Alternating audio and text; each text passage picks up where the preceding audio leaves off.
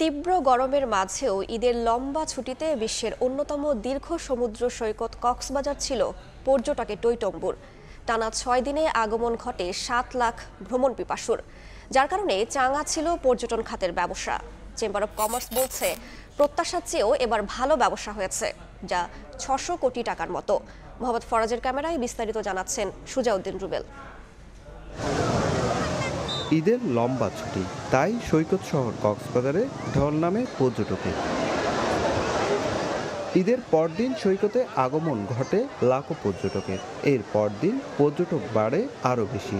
এভাবে টানা ৬ দিনে কক্সবাজারে ৭ লাখ পর্যটকের আনাগোনা ছিল, যারা সমুদ্রের নোনা জলের পাশাপাশি মেতেছিলেন জেটস্কি, বিচ বাইক ও ঘোড়ার পিঠে। এতে ব্যস্ততার শেষ ছিল না সৈকত পাড়ের শামুক ঝিনুক, শুটকি, আচার, গহনা ও বার্মিজ পণ্যের দোকানিদের। পর্যটক আসার কারণে ইনশাআল্লাহ আমাদের ব্যবসা ভালো হচ্ছে। পার ডে ৩,০০০-৪,০০০ টাকা ইনকাম হচ্ছে। ৩৫০ দোকান আছে, সবার অনেক মোটামুটি ভালো ব্যবসা হচ্ছে। পার ডে ৪০-৫০ এরকম পার ডে।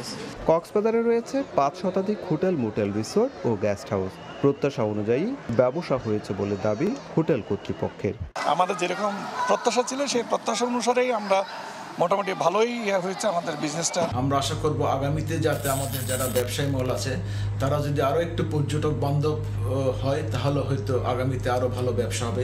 সৈকতের পাড় ঘেঁষে রয়েছে সহস্রাধিক বার্মিজ পণ্যের দোকান, আর আছেন সহস্রাধিক ফটোগ্রাফার, জেটস্কি, বিচ বাইক চালক ও কিটকট ব্যবসায়ী।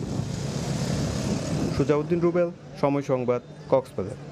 4 দশক ধরে আপনার ফাইন্যান্সিয়াল পার্টনার আইডিএলসি।